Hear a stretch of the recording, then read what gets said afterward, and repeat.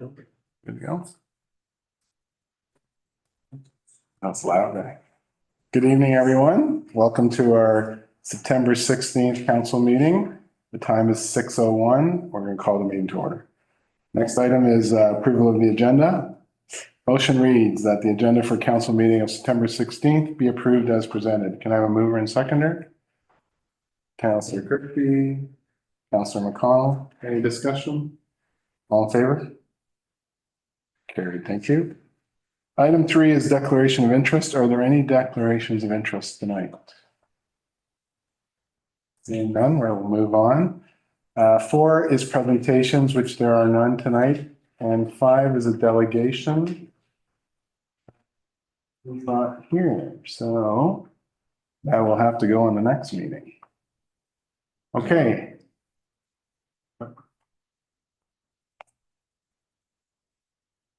Well, this has happened before. I was just wondering if we could slide it a little further in the meeting. If he doesn't show up in 10 or 15 minutes, fine. Put it on because it is. We do have information in regards to it. I mean, I don't really care one way or the other, but if he's 5 minutes late, I don't know where he's coming from. He's on a Zoom. Oh, all right. No traffic then. Okay. I was looking at. Sorry. Well, this has been good because he's just arrived. Oh, wow. How about that? It worked in his favor. Yeah. Daniel Segal. Welcome. Thank you. Welcome to the Town of Prescott's council meeting. Well, we have some of your information. Just to let you know, we've got 10 minutes for your delegation, okay? Perfect. Do you want me to start right away or Might as well. You're up. Fantastic. Thanks for hearing me today. My name is Daniel Siegel. I'm a Tarion builder located in Toronto, Ontario. I've been doing laneway houses and garden suites for the last few years, and I'm here today to encourage the municipality to consider municipal housing developments. So that's a big bunch of words, and basically what I'm proposing is that some of the housing needs that your municipality has may not be addressed by the private sector. And with that statement, I'm here to provide maybe some options, at least have a conversation about the municipality doing, whether it's attainable housing, affordable housing, seniors housing, transitional housing, with the idea that there's a municipal debt offering, raise some capital, build some houses, and then exit those positions within a reasonable time period, either through selling them privately, selling them publicly, transferring them to a different organization. But the idea here is to churn housing. So build it and then get out of the position and then build something else. I think that the underlying feature here is that there isn't one solution to the housing crisis, and that building a little bit of pretty much everything will do a lot of people a lot of good. I have before you a cover letter with a draft resolution with the steps that open the door to this type of conversation primarily. And that's really the first step. I'm not trying to necessarily sell you anything. I'm trying to address the issue from a broader perspective with real answers. That's pretty much my presentation. Generally, what happens at this point is that with other municipalities, that is, it generally gets postponed for staff to do a report. It's only happened once that a municipality has voted on the draft resolution that they have before them, but it's happened. And that's pretty much the crux of it. Everything else is either details or a temporary problem that we could easily address. And that's my presentation. Thanks for hearing me today. Thank you. I'm going to open it up for questions and see if the council members have questions for you, Daniel. Certainly. Anyone have questions? So we do have no questions? Okay, Justin. Thank you. Through you, Mayor Shankar. Daniel, can you tell me, have you built homes with communities or municipalities across Ontario yet? Have you had any experience in this field? No, I haven't built anything for a municipality yet. I'm a general contractor. I take direction and I do what's asked of me. I don't necessarily see there being a difference between a homeowner giving me instructions or a municipality. Only one's probably faster than the other. Beyond that, the Ontario Building Code in Ontario is the same. Financing is similar. So no, I don't have direct experience working with municipalities. That being said, I have approached every single municipality in Ontario, hopefully to find a partner that's willing to work with me. Thank you.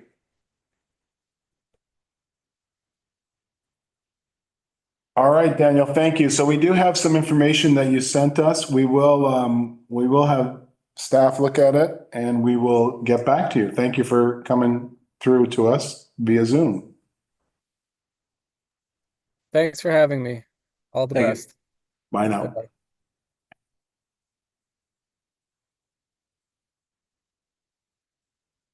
All right.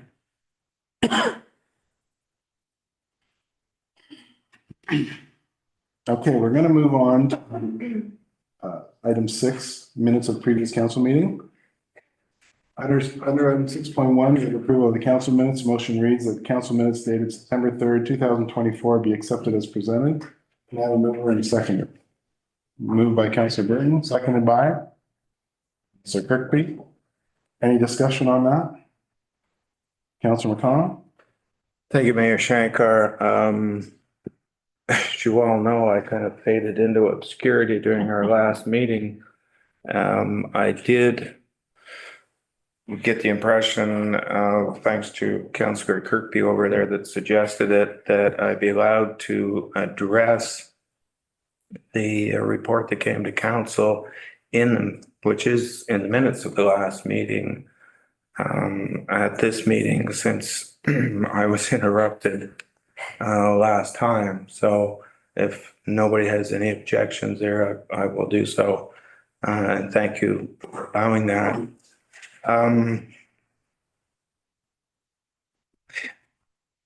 I thought about this for a whole week, what to say here. In all honesty, it took me totally by surprise last week. I hadn't prepared anything. I was completely surprised last Friday when I saw it on the agenda.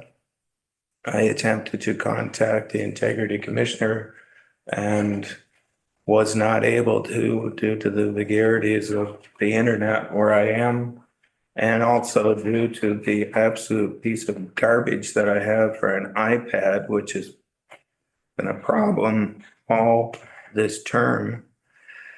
The last correspondence I had with the Integrity Commissioner was the end of July. And I asked her, and it was not Tony Fleming, because he has the ability to assign it to anybody that he feels like assigning it to, that he feels is capable of doing the report. And it was a lady, a lawyer in his firm that has actually looked into all of the complaints against me since last summer. So we got to feel that we never wanted to hear from each other again, if you know what I mean. But when I spoke to her in July, I asked her point blank, when do you think this report will be ready? She said it'll be ready for September. I explained that I wasn't going to be here for the first meeting. I explained the problem with the internet, and I asked if it could be sent so that it would be on the second meeting, which is I was intending to address it. She indicated that that was possible. And so you might imagine my surprise when it was on last week's agenda. I don't know how that happened. I emailed the Integrity Commissioner when I got back and inquired as to how that happened. And I actually got an answer from Tony Clement the lady lawyer who looked after this is no longer with the firm, so I can't ask her anything. And he had no record of my conversation with her. So there you go. Anyway, I'm not going to prolong this, but there's a lot that I could say, but I would just like to make a few points. It was my intention to make some comments after the Integrity Commissioner delivered their first report on the complaints from last summer, and there was a lot of comment to me and in the public, well, why didn't you? You were very quiet about the whole thing.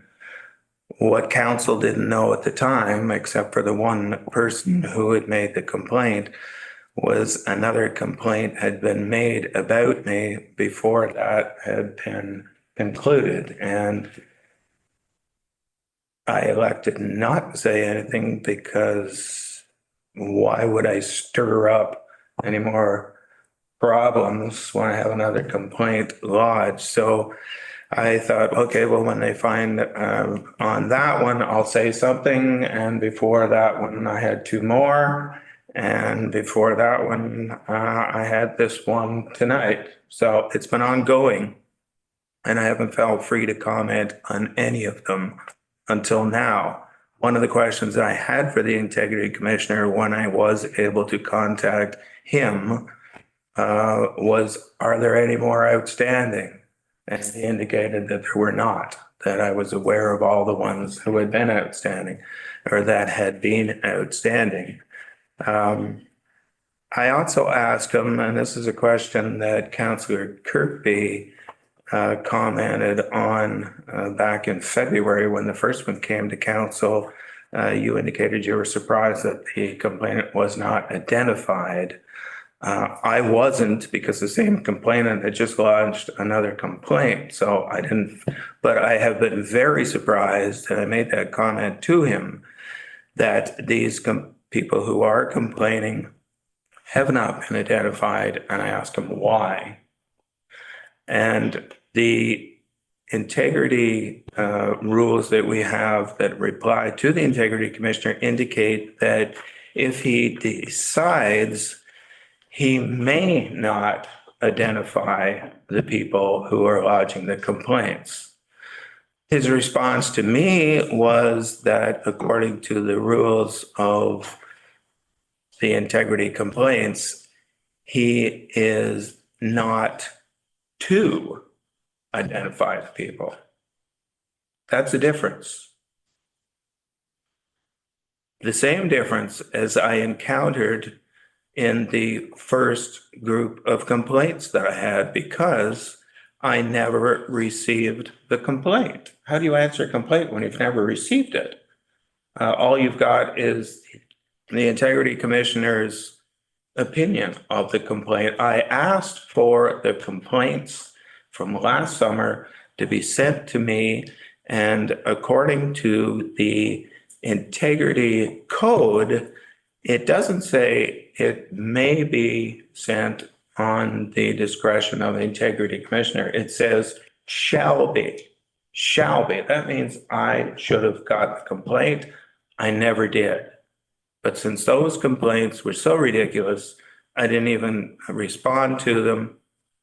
And as we all know, the Integrity Commissioner ruled in February that nothing I did or said went above the level of the code of conduct, and the complaint was dismissed. The next thing I got was 4 more complaints from the same member of council. Those 4 I simply did not do. It wasn't a question of whether I breached a certain level or not. I didn't do it. The Integrity Commissioner found that, and I was declared not guilty of any of those. Hot on the heels of that then came the complaints in regards to the Heritage Committee. Those complaints, I was found guilty of 2 of those complaints. One, I freely admit, quite frankly, I didn't realize I was violating the code at the time, and I apologize for that, but it didn't seem to me like it was a violation. I admitted that we had discussed a particular topic in camera. I gave no indication of what those discussions were. I gave no information about what had been discussed. The integrity commissioner referenced that, said it was a minor violation. However, the major violations in that complaint in regards to the Heritage Committee, I was found guilty of, and I take exception to that. And the reason I take exception to that is because, and this I could not tell you before the meeting, and Mary, Councillor Campbell asked not last week, but last meeting, why I hadn't said anything the last time the report came to the committee. And I gave her one of two reasons, and unfortunately I got cut off and I didn't give the other one. The one reason was, and I do mean this, I find that if somebody's sitting in the audience and you got something to say, well, you might not put it the way you would otherwise. So I left the meeting. But the other reason I left the meeting, I'm going to read, because this came directly from the Integrity Commissioner. I had communication with her before the meeting. These are exact words. I'm not going to read you the whole letter, but these are the pertinent sentences, okay? You are not permitted to speak to the report, vote on any of the resolutions pertaining to the report, or influence other members of council regarding the report. You may not speak to the recommendation for removal from the Heritage Committee. It is our opinion that you're not permitted to speak to the financial penalty. In other words, I couldn't say a damn thing. And I couldn't tell you I had this because that would be speaking to the report. So that is why I didn't speak to the whole thing. Now, it's been resolved. You leveled the penalty, you booted me off the Heritage Committee. But what I wasn't able to tell you is the Integrity Commissioner never received my very lengthy, detailed response to that complaint. They never got it. That judgment was based on the complaint, not my response to it. With the problems that I've had with my iPad, and our Lindsay will confirm this because I've been working with her off and on. I didn't realize until the night before it was due that it hadn't gone out. I was here at a meeting and we both realized it hadn't been sent. She tried to send it on my machine from here. It looked like it had been sent. The next morning I found it still hadn't been sent. And I called the Integrity Commissioner before the due time, and I got an answering machine and I never get called back.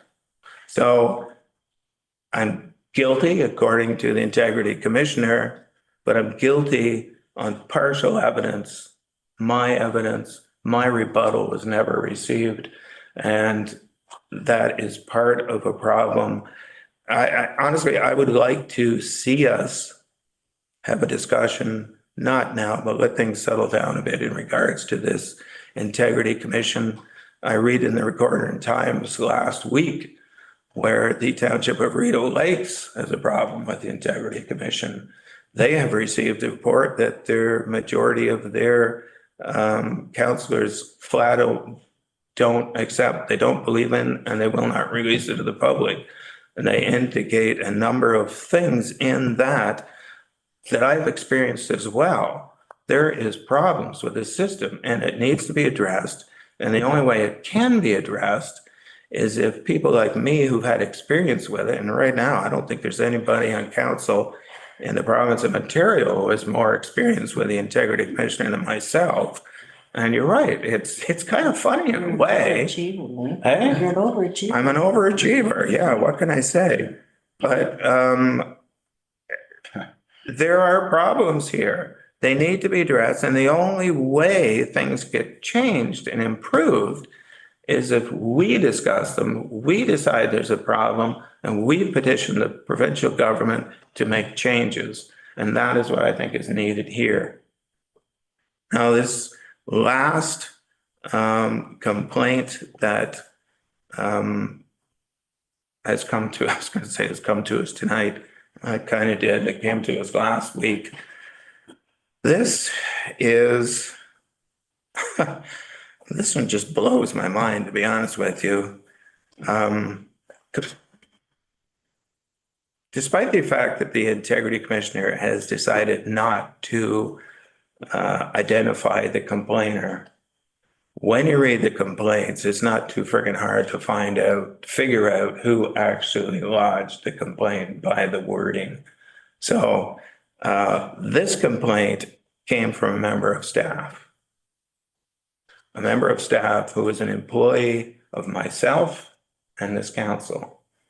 And this complaint came because I found out by a fluke, quite by accident, by bumping into somebody at a store, that they were planning on doing something, and what they were planning on doing had a bearing on our official plan. And it was something that, in my view, as a member of council, should have been discussed at council, and possibly, if council decided to attempt to do something about it, did something about it. But it didn't happen. And had there been a council meeting in between the time I discovered this and the time of the committee meeting that dealt with this, I would have brought it to council, but it didn't happen. So I went to the meeting with the expressed intention of attempting to get a deferral on the matter to their next meeting so it could be discussed as council. A member of staff attempted to prevent me from speaking, despite the fact that I had commented on another matter previous to that, which was before them, and I had no intention of commenting on that. It's just something that was said that had a bearing on some experience that I've had in council that I thought would be worthwhile. Anyway, the long and the short of it is this. This is a complaint that was lodged. It is vexatious. I answered it. The Integrity Commissioner agreed completely with my answering, and it was dismissed. Nothing was said or done here that was out of my role as a responsible member of council. And yet, people have been asking me, how much is this stuff costing? As a matter of fact, Councillor Burton last week, you alleged to the fact that people should be accountable isn't the word that you used. Do you remember what the word was? Accountable for our actions. Counselor, Yeah. I've been more than. Yes, I know, and I appreciate it. I appreciate it. I have just one more brief thing to say. People have asked me, you aren't aware of it either, that I'm aware of. Last summer, the accusations, which did not allude to any breach of the code of conduct, cost us to have $4,325.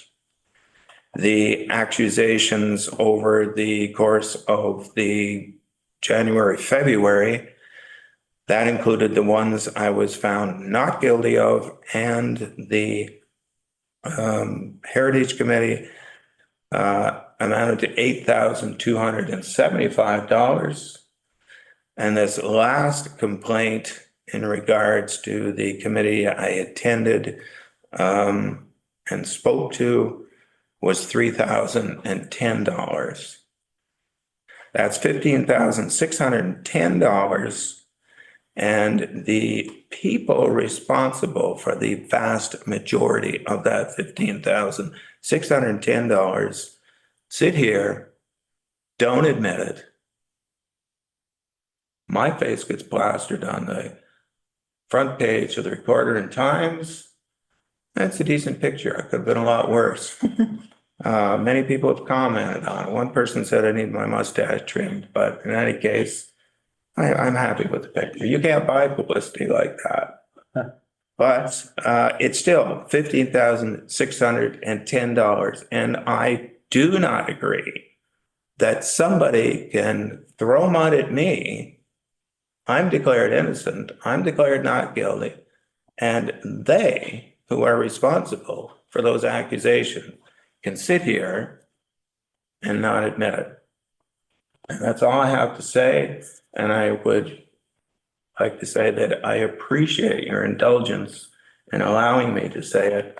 And thank you, Councillor Kirkby, for suggesting I be allowed to say it tonight. Hopefully that's the end of Hopefully. the whole situation and we can get on with our work as council. All right, we have a mover and a seconder. I'm just going to call the question. All in favor? Pass, carried. Thank you. Item 7 is communications and petitions. There are items under that tonight? No items under that. Okay, sorry. 8 is consent reports. Under 8.1, we have information package. Is there anything anyone wants to see pulled out of the information package? I'll keep looking at you. I'll look that way. No? Mary, no? Very good. So the recommended motion is that all items listed in the consent report section of the agenda be accepted as presented. Can I have a mover and seconder? Councillor Kirkby, Councillor Lockett, all in favor? Carried, thank you. No committee reports. We're on to the mayor's talk today, and I just have a few things, pretty much just kudos. I want to send out kudos to the Terry Fox Committee. They've been going since 1982. I went there yesterday and brought greetings. They surpassed the $300,000 raised just for this community.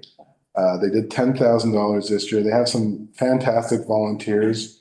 I'm just going to name a few that I saw. Art and Jody Hitzman. I think Art was a Volunteer of the Year award winner.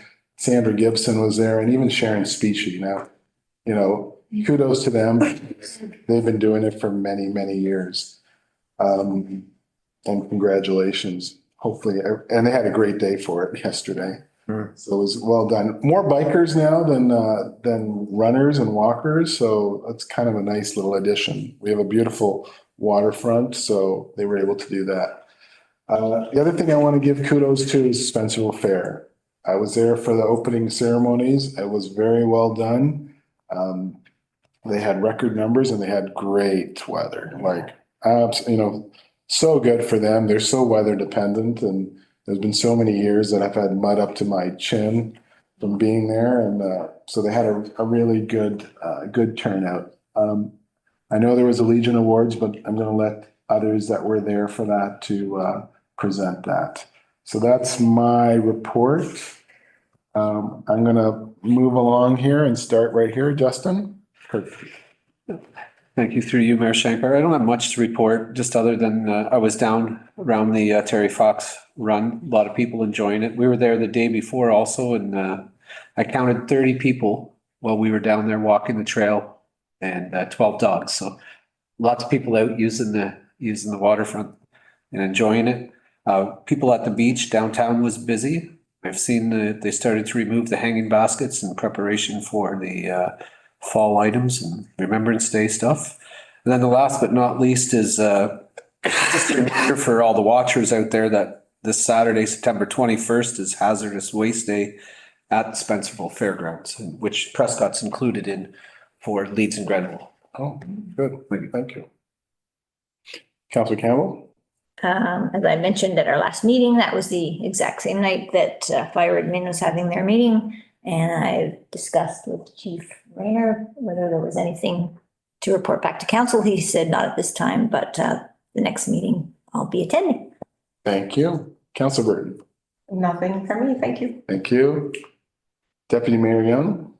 Thank you, Mayor Shankar. I attended the Honors and Award ceremony at the Legion yesterday. It was really great to see. It was really great to see how they acknowledged the partners that they're involved with.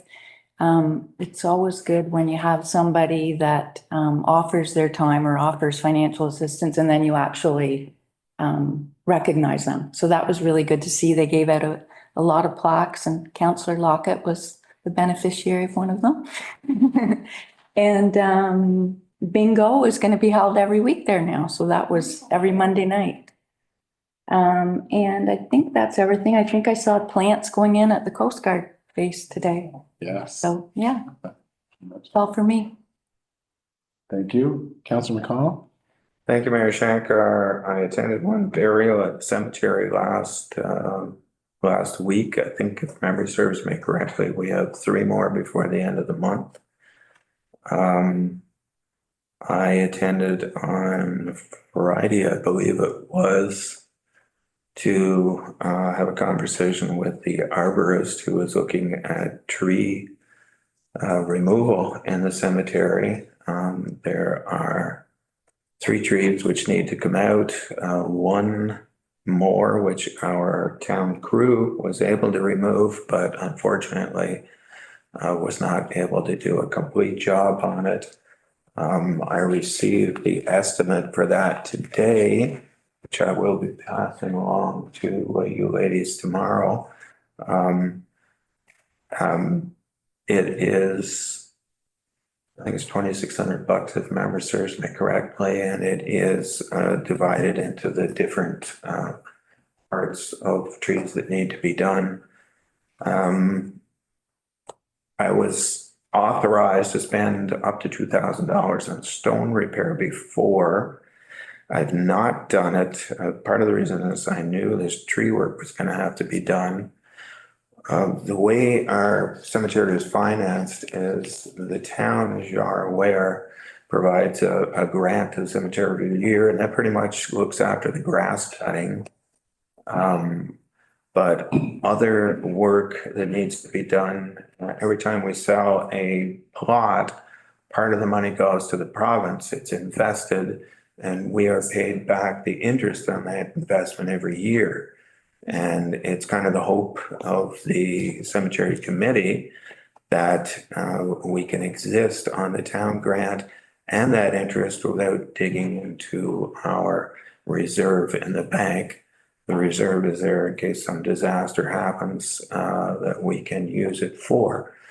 So I didn't want to go ahead and do the tombstone repair. I knew this tree work was coming, so I wanted the cemetery board to decide whether we should go ahead with this monument repair in addition to the tree removal or just do the one this year. So we will have an answer on that shortly. Thank you. Thank you, sir. Councillor Lockett? Yeah, nothing for me tonight. Okay, thank you. All right, we have 4 staff reports tonight. All of them are for information only, so that's good. The first one is 12.1, staff report 69-2024, the 2024 to 2027 strategic plan, action plan update from the CEO Treasurer, Matthew Armstrong. Matthew? So before you update of the strategic plan now, that we come back on a regular basis, report to council on the progress and continue moving items forward as we go along. So just a few highlights that did obviously put in the application to the housing enabled water system funding intake number 1. We were unsuccessful in that, but we have every intention of also submitting under intake number 2. That's part of how this becomes a live document, where back when we created this in April, we didn't know what that funding was. And so now that as opportunities come up, then we would take advantage of those and add them to the plan. Water towers are in completion, that we're very happy to say. So with that, we'll be up and running before the end of the year. We have done the enhancement to the CIP, added the additional 200,000. And we're also pleased to report that we had applications that fulfilled that $200,000 need. So that's certainly demonstrating the need for it, as well as people making investments on their own behalf, but with the town as a strategic partner. We're waiting on the zoning bylaw as well as housing options as we're working on recruitment of a joint planner with Eversburg Cardinal. And then as you kind of go through and see, we've made notes in terms of what we've done to attract additional people to the downtown, what we're continuing to do. We established the title bylaw and then had 2 restaurant patios installed this year. We continue to work towards some progress in 2025. And as just was mentioned, that they are starting to and will be finished this week, the planting of the Coast Guard base. So really happy to see that. That was a joint project between the Coast Guard, town staff, as well as the vendor that's actually planting the plants. So that's moving along well. And more than happy really to answer any questions there might be. Obviously, there's a lot of work going on, and but still also a lot of work to do, and we're continuing to keep on track for those longer term projects. Thank you, Matthew. This is really an excellent, it's a word, not a graph, but Great. Grid's good, yeah. And I like the way it shows us where it is and the status each time. How often are we going to get this? Our goal is quarterly, and if we can't do quarterly, then every 4 months. So either 3 or 4 times. Great, thank you. Any questions? Councilor Burton? Thank you. Just a comment. I was just going to echo Mayor Shankar. It shows the public too, what we're up to, what we've accomplished, what's ongoing. And, I have said it before, we got a lot going on in our town. And thanks to our staff and all their hard work. Thank you. Anyone else? Councilor McConnell? Thank you, Mayor Shankar. I echo both of your comments. This is, if it's a grid, I don't know what a better word for it, but it's an excellent way to present this to council. However, what I see is there are some things here that are obvious by their statement. For example, the very last thing on page 21, water tower nearing completion, fall 2024, self-explanatory. Nobody could ask it. I suppose somebody could ask, well, when in fall of 2024, but it's nearing completion. However, if you go up the page a little bit, engage with vacant and underutilized property owners zoned for residential use to understand their intentions for future development. And if you go to the back there, regular discussions with vacant landowners are ongoing. That doesn't tell me anything. That doesn't tell you anything. I would like a more thorough report to come to council on that, and if it has to be in camera because there are specific things that must be kept behind closed doors, so be it. But I think when we have a grid, if you will, such as this, and things are listed the way they are, then it precipitates questions on these things that do need more explanation. I'm sure staff is quite prepared to give us more explanation. All we got to do is ask for it. So I'm asking. The other thing that I noticed on page 29 of 59, or at least in what I have here, C1, it says attract water-based, I'm not sure I can pronounce it, experiential activities to the waterfront. And then it says pop-ups, non-motorized watercraft rental operators secured for 2025.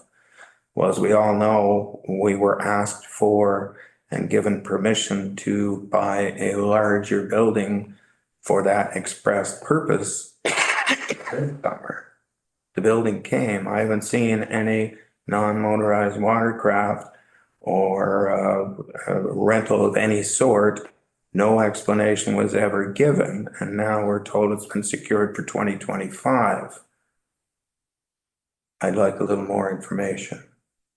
Who, when, why didn't they come the last time? Why wasn't council informed? That's all I have, Councillor Shankar, Mayor Shankar, thank you. Anyone else? No? I think the vacant land, no one has come forward.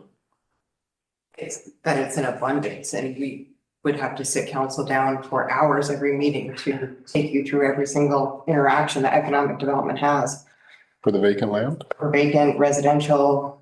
Yeah, so I just want to make sure that we're staying at a priority and strategic goal setting as opposed to getting far into the weeds.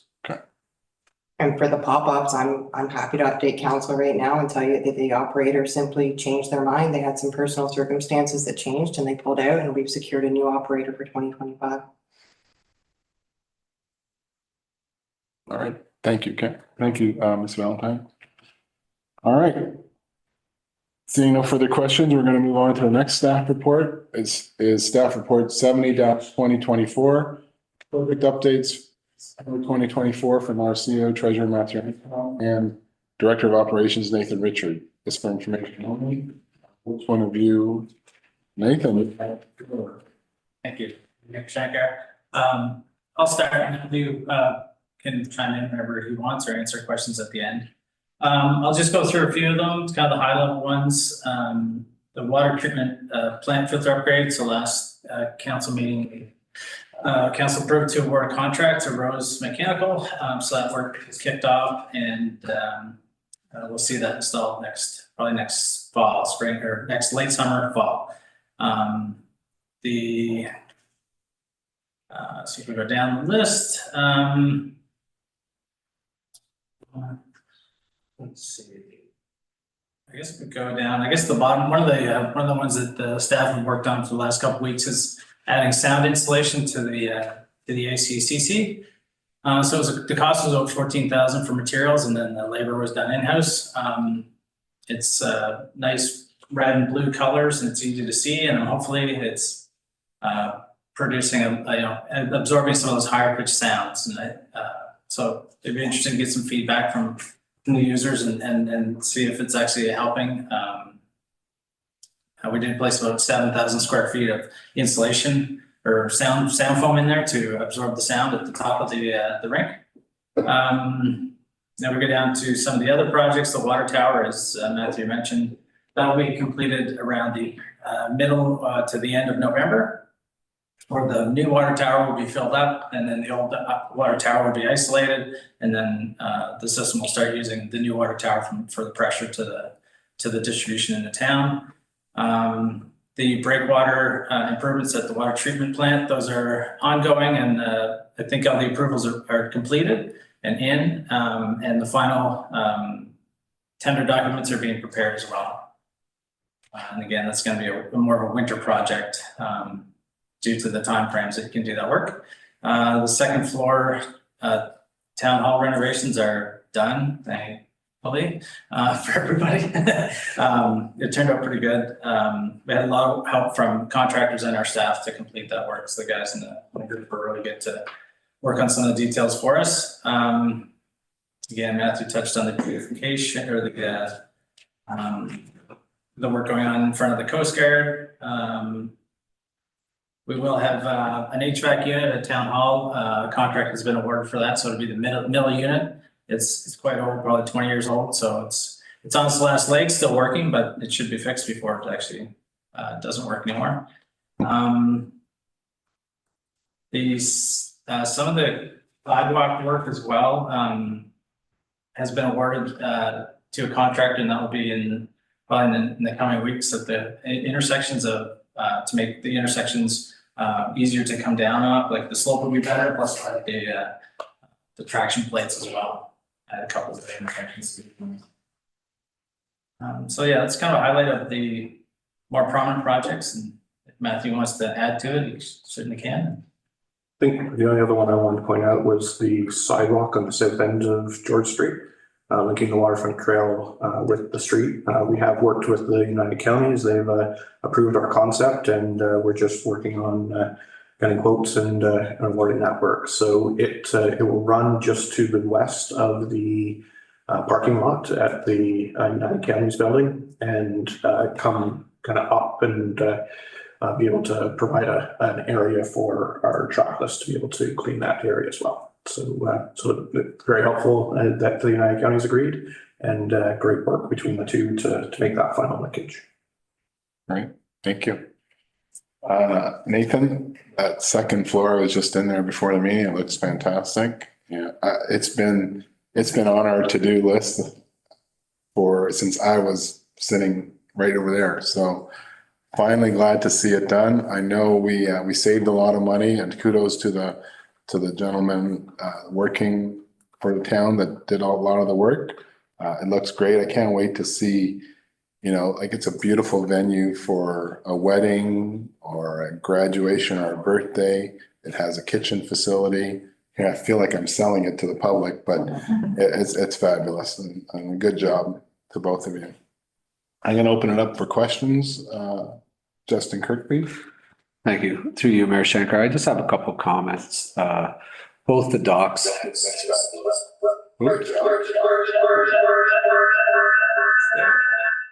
Sorry. You want me to wrap? I can do it in a wrap. A&E looked good. I was at the rink, the ACC on Saturday night for the exhibition game, the juniors. The voice was much clearer, like I would say 80% clearer.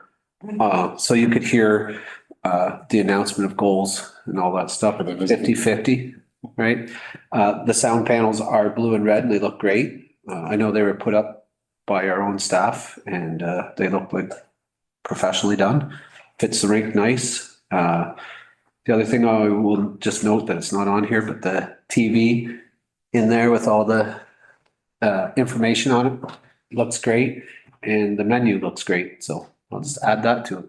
The ACCC. Thank you. Thank you. Anyone else? Councilor McConnell? A question, if I may, from Nathan, and I don't really know that you would have the answer for this. Perhaps Matthew might. In walking through the marina many times last summer, it looked to me like we had fewer boats than normal. Was that just because people were out, or did we actually have fewer boats? Did we have fewer slips rented this summer than other years? Is that something you know off the top of your head, or? So did you want me to take it or? Okay. So yeah, I think all marinas are currently experiencing a decrease in the number of boats. I think it comes down to cost of ownership, cost of operating, and people are really expanding the size of their boat. So there's only a limited size that we can provide. We have no end in wanting for larger slips. But we can only accommodate up to a certain size. So I think what we're finding right now is a bit of a transition between smaller boats, larger boats. That's one of the reasons when we go to replace C and D is that we'll actually look to expand those fingers to allow for slightly larger boats, particularly on D, which is the same thing we did on E. Also promoting the deep water dock and generating revenue off that was a major initiative of the marina, and it worked quite well as leaving the face docks of some of the docks open for transients for those larger docks or for those larger boats, because when you have a face dock, it's actually the length of both fingers on each side.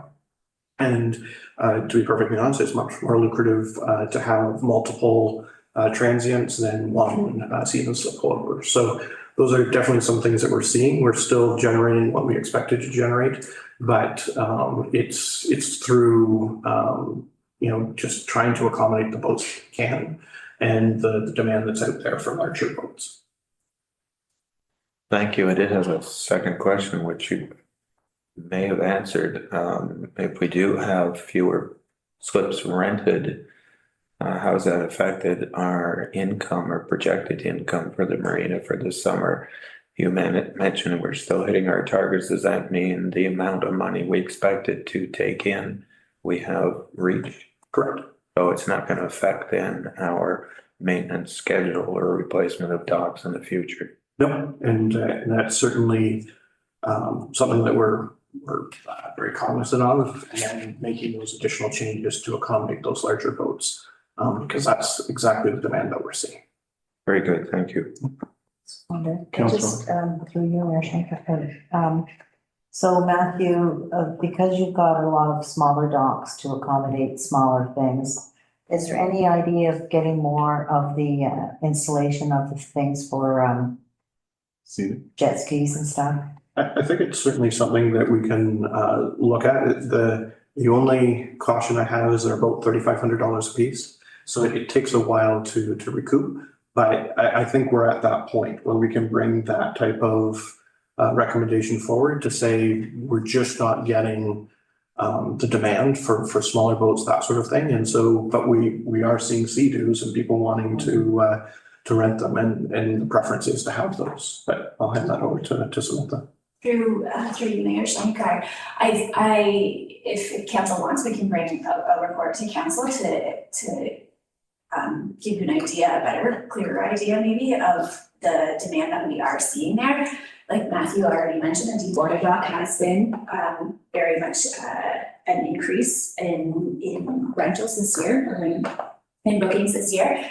I also too, as Matthew said, it's an industry-wide concern of the slips not being filled, but I would think that because of the expense of that hobby, we are seeing more sea-doos in our area and of interest that way. So I think it's certainly something to consider. okay. Good. Thank you, Mr. Armstrong and Mr. Richard. We're going to move on to item 12.3, staff report 71-2024, the Seymour Recreation Complex. Outdoor activities and amenities. Update from our CEO Treasurer, Matthew Armstrong. Again, for information only. Matthew, you have the floor. Thank you very much. So last June, 2023, the design layout was approved. There was some suggestions on adding the playground area to phase one. So we took that back, have worked with the designer, that sort of thing. And really what you see in front of you is the final design for phase one, where we're able to accommodate the two full-size soccer fields. Then if you want to play just half fields, you can do that as well. There's a track that runs around all of the soccer fields that allows for multi-use, whether that's walking, driving a bicycle, those types of things. You can see the 3 pickleball courts in the southern portion, as well as 2 just to their north. Both area or both tennis and pickleball would have removable poles and nets. So that way, if we choose that, we could actually line it with poly and use that as the outdoor rink come winter. And so great base, you don't have it leaking into the ground, that sort of thing. You can keep it within that. And then there's actually a natural split for those that want to use it for skating versus those that want to use it for a game. So we've constantly had that type of issue when we have been having outdoor rinks over the last several years. We would also paint the pickleball courts or the tennis courts to accommodate pickleball, so that if there was a pickleball tournament, that you could have 7 courts being able to run at the same time. Now, one of the questions I had is, what if we turn them to face east-west? And what the designer said, and we used a specialized designer for recreation complexes, is that you want it to run north-south, thereby you're limiting the sun in your eyes. When you face east-west, you've got it in the morning or at night or in the evening. And so, you know, that type of thought has gone into the orientation of the fields, exactly the layout. Moving just a little bit to the north is the playground area, and we were successful in being able to repurpose a very large playground that has a substantial useful life left to it. We'll refurbish it and be able to reinstall. The playground, when it was new, was probably the better part of $350,000. We're going to be able to put it back in place and have at least a decade of use for less than $30,000. So, and it really speaks to that being able to reuse. Just to the north of that, you can see that there's a skate pad And again, we're working with a local municipality that has unused equipment, skateboard equipment, that being able to add 2 ramps as well as a middle section, and then being able to add to that or replace it as we move forward. Otherwise, we're looking at, an additional 500,000 just for those 2 areas alone. And then finally, the last area being the basketball courts, or, multi-use. You could use it for ball, hockey, whatever you particularly wanted. And so, really it tries to bring the most number of activities into that area, using an efficient use of space and using some logic around exactly how some of those are put together. So, the first phase largely consists of site drainage. There is drains throughout the property to make sure that it's leveled the right way, and then there'll be drains that run to the drainage ditch.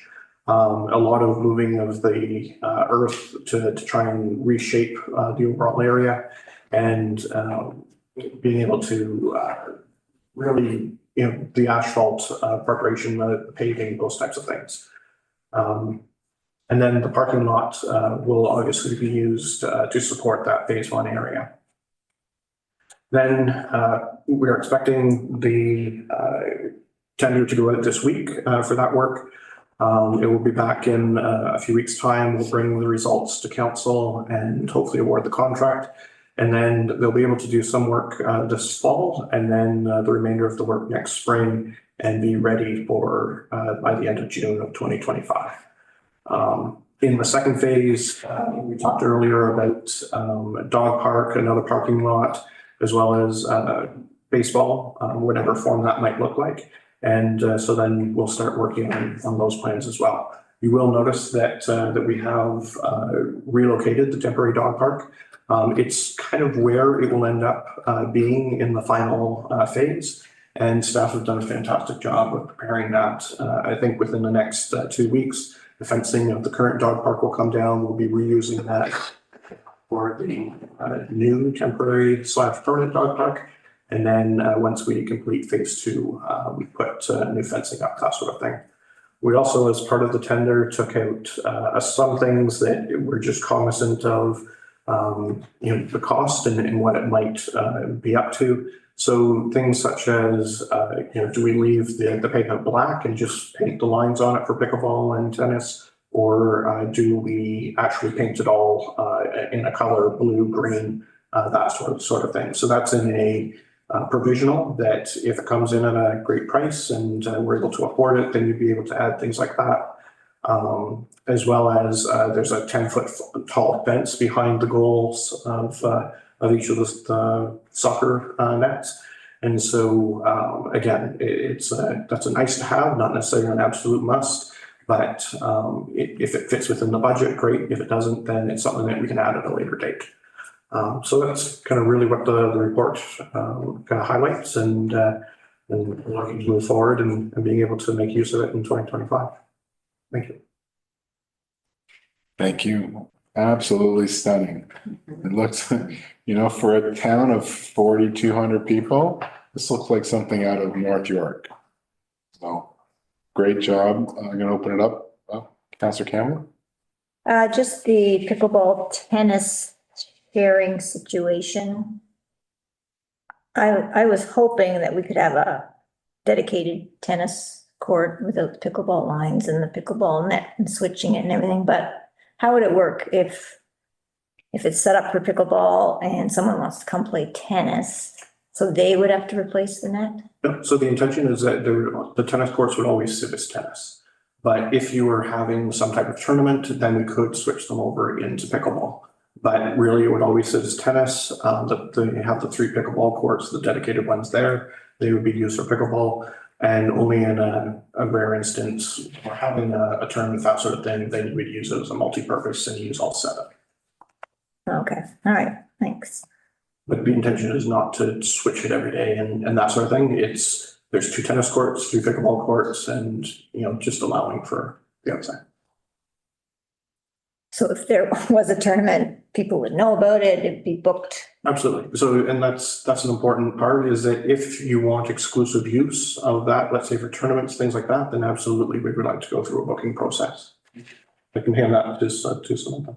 Just through you, Mayor Shanker, if you haven't yet seen Augusta's new pickleball courts, that might serve as a good example. They still have their tennis net up as well. They don't have tennis lines, but they still have their net up, but the way that the pickleball courts are positioned allows the tennis net to stay up at all times, so it doesn't need to come down. And then they have temporary pickleball nets for the courts that are on the tennis court that can roll in and roll out when needed. So they have, I believe it's 4 courts, or pickleball courts that are permanent with nets that are like cemented into the ground. And then the other side of that is still tennis court with 4 other pickleball courts, but they're more of a temporary use. So that could serve as a good example. Okay, thank you. Thank you. Councillor Kirkby? No? Councillor Burton?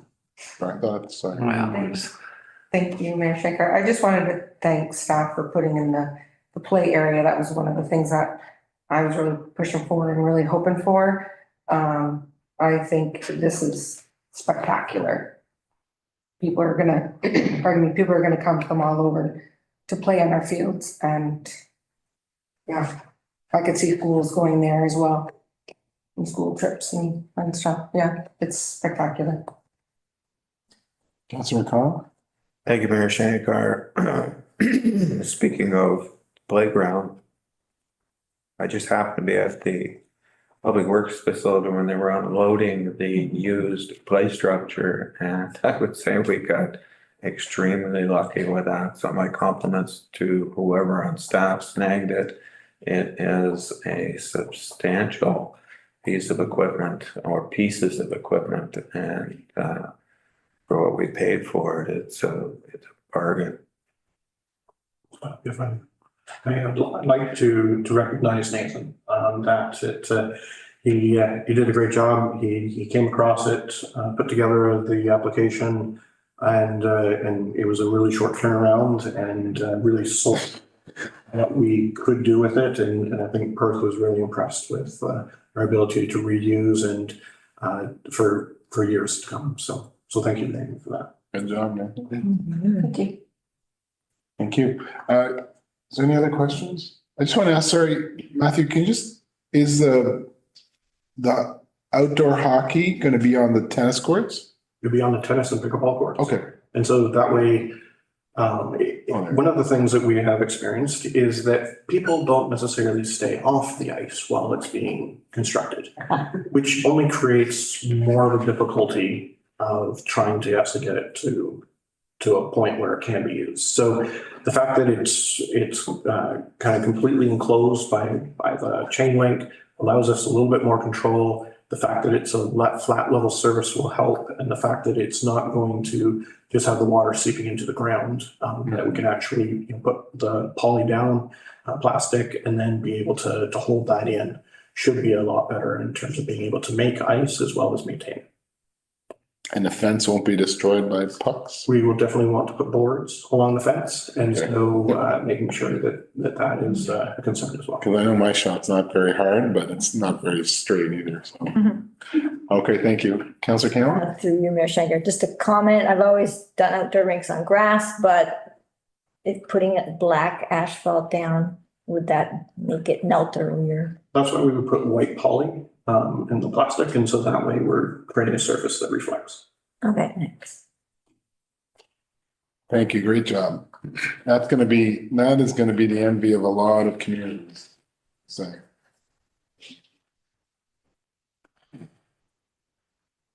Okay, sorry. Item 12.4, staff report 72-2024, the street repaving update from our Director of Operations, Nathan Richard. Matron, advance for information only. Floor is yours, sir. Thank you, Mayor Shanker. So June Council approved the repaving scope for 2024.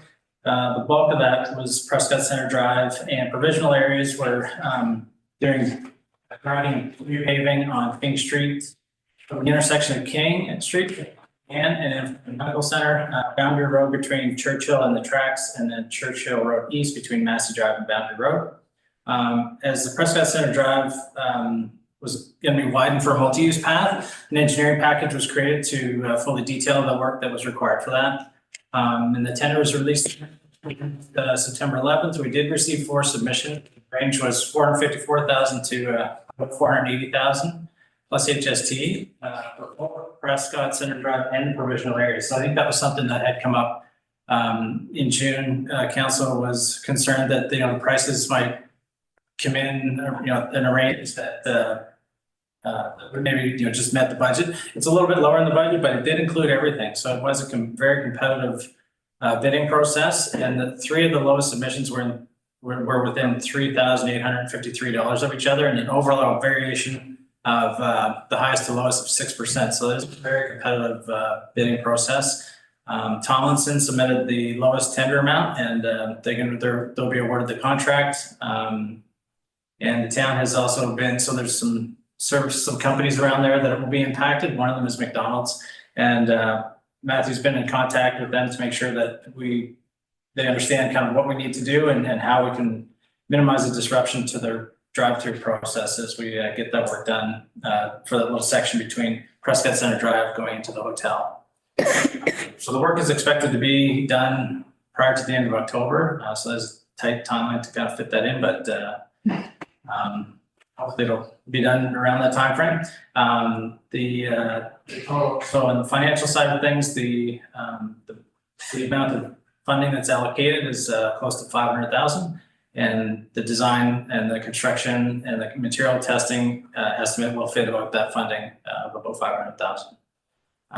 And then one of the benefits is that there will be a multi-use path that will be delineated on part of that road, and that will encourage active transportation for pedestrian, cyclists, and mobility devices. And then we're also going to put in some improved pedestrian safety with crossing the streets with a controlled crosswalk around McDonald's going over to the Ultramart gas station, and then a passive crosswalk as well to help for transportation on that roadway.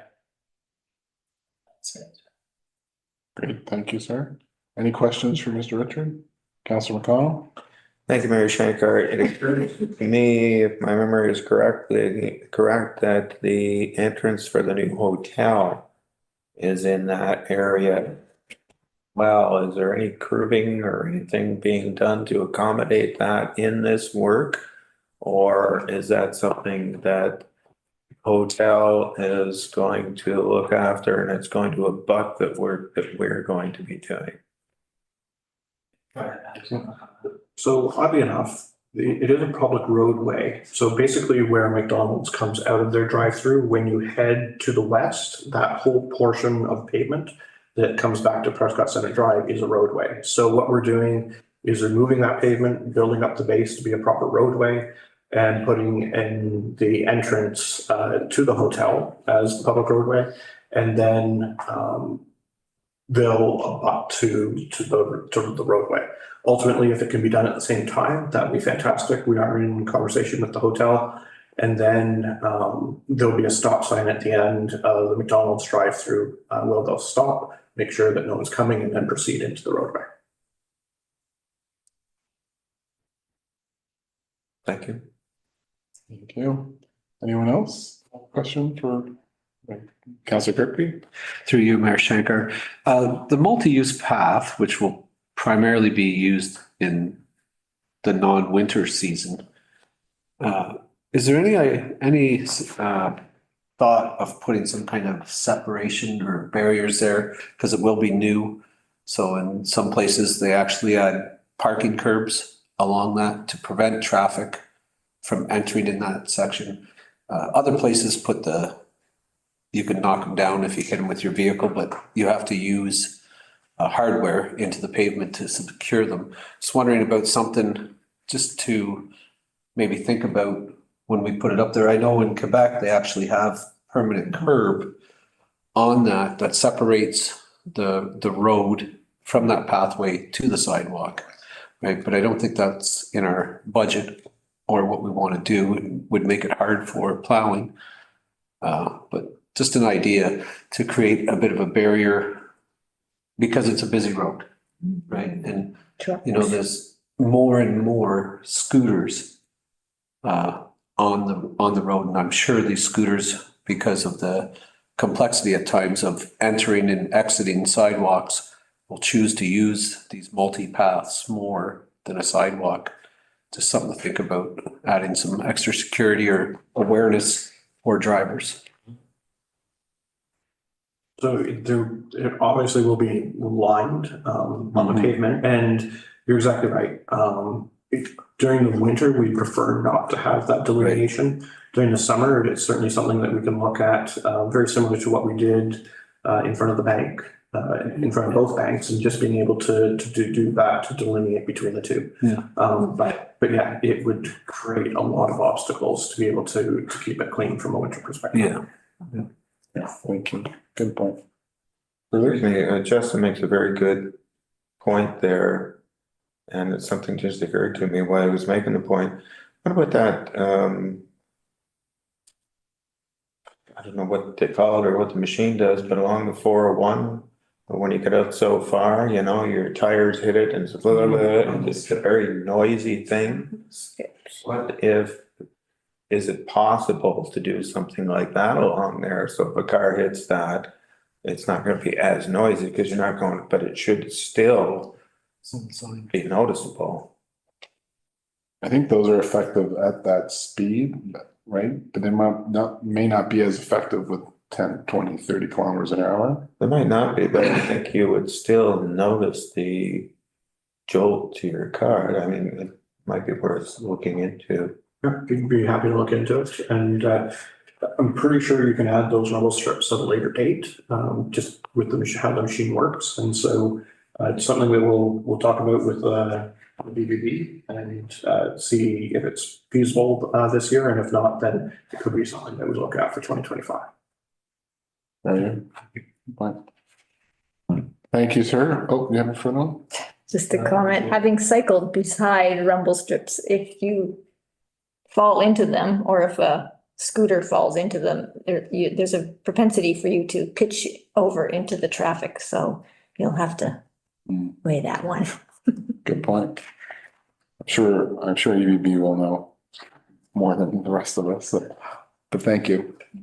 All right, thank you for that. We're gonna move on to item 13 is resolutions, and we have one resolution tonight. The recommendation reads that council appoint Daniel Stashik to the Prescott Heritage Committee for the remainder of the term of council. Can I have a mover and seconder for that? Deputy Mayor Young and Councillor Burton. Any further discussion on this? I know we talked about it last meeting. All in favor?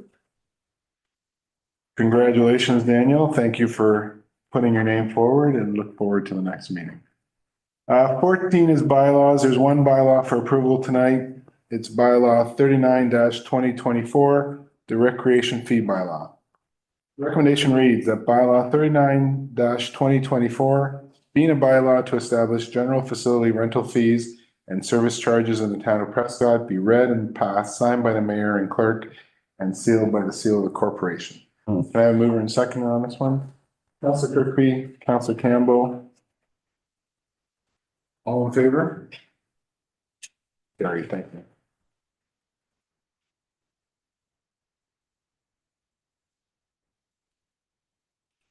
Okay, new business. One item on our new business tonight, it's 15.1 City of Quinte West, Canada Community Building Fund Resolution. Councillor Kirkby requested this item to be added to the agenda. Floor is yours. Thank you, through you, Mayor Shankar. The Canada Community Building Fund, also CCBF, is a stable, predictable, and index source of funding provided upfront to provinces and territories, who in turn flow this funding to their communities. It allows for local communities to make strategic investments in essential infrastructure such as road, public transit, drinking water, wastewater, infrastructure, and recreational facilities. The Association of Municipalities of Ontario administers this fund in 143 municipalities across Ontario. poor infrastructure and assets in most of the municipalities, like Prescott, although I feel we're addressing them very well, are aging in need of replacement and upgrades. Along with the cost of everything else, everything rises. The notice of motion received by the city of Quinte outlines the gap in federal infrastructure funding and calls upon the federal government to provide a supplement to the allocations provided to municipalities under AMO CBBF agreement 2024-2028. So with that being said, I'd like to make a motion to support Quinte West's You're resolution. gonna move that motion? Yes, I will. Need a seconder, Councillor Burton? All in favor? Carried, thank you. All right, no notices of motions tonight, but there are two proclamations. Good thing I got my glasses tonight. All right, the first one is Rail Safety Week. September 23rd to 29th is considered Rail Safety Week. Whereas Rail Safety Week is to be held across Canada from September 23rd to 29th, 2024. And whereas 229 railway crossing and trespassing incidents occurred in Canada in 2023, resulting in 63 avoidable fatalities and 39 avoidable serious injuries. And whereas educating and informing the public about rail safety, reminding the public that railway rights of ways are private property, enhancing public awareness of the dangers associated with highway rail grade crossings, ensuring pedestrians and motorists are looking and listening while near railways, and obeying established traffic laws will reduce the number of avoidable fatalities and injuries caused by incidents involving trains and citizens. And whereas Operation Lifesaver is a public/private partnership whose aim is to work with the public, rail industry, governments, police services, media, and others to raise rail safety awareness. And whereas CN and Operation Lifesaver have requested municipal councils adopt this resolution in support of its ongoing efforts to raise awareness, save lives, and prevent injuries in communities, including the municipality of the town of Prescott. Now therefore be it resolved that the Council of the Corporation of the Town of Prescott does hereby proclaim September 23rd to 29, 2024 as Rail Safety Week in the town of Prescott, dated today, 16th of September, 2024. Chief, you want me to read this one? Or do you want to read it? October 6th to 12th will be Fire Prevention Week. All right, whereas Town of Prescott is committed to ensuring the safety and security of all those living in and visiting the town of Prescott, and whereas fire is a serious public safety concern both locally and nationally, and homes are the location where people are at greatest risk from fire, and whereas smoke alarms detect smoke well before you can, alerting you to danger in the event of fire, in which you may have just seconds to escape safely. And whereas working smoke alarms save lives by providing early warning of fire so you and your family can safely escape. And whereas smoke alarms reduce the risk of dying in a home fire by more than 50%. Whereas the town of Prescott's residents should be sure everyone in the home understands the sounds of the alarms and knows how to respond. And whereas residents who have planned and practiced a home fire escape plan are more prepared and will therefore be more likely to survive a fire. And whereas Town of Prescott's residents will make sure their smoke and carbon monoxide alarms meet the needs of all their family members, including those with sensory or physical disabilities. And whereas the Town of Prescott's first responders are dedicated to reducing the occurrence of home fires and home fire injuries through prevention and public fire safety education. And whereas Town of Prescott residents are responsive to public education measures and are able to take personal steps to increase their safety from fire, especially in their homes. And whereas Fire Prevention Week 2024 reminds Town of Prescott's residents that working smoke alarms make a life-saving difference in a home fire, giving people the time to get out safely. Now, therefore, be it resolved that the Council of the Town of Prescott does hereby proclaim October 6th to 12th, 2024 as Fire Prevention Week and urges all the residents of Prescott to ensure they have working smoke alarms and to support the many public safety activities and efforts of Prescott's fire and emergency services. Dated this 16th day of September, 2024.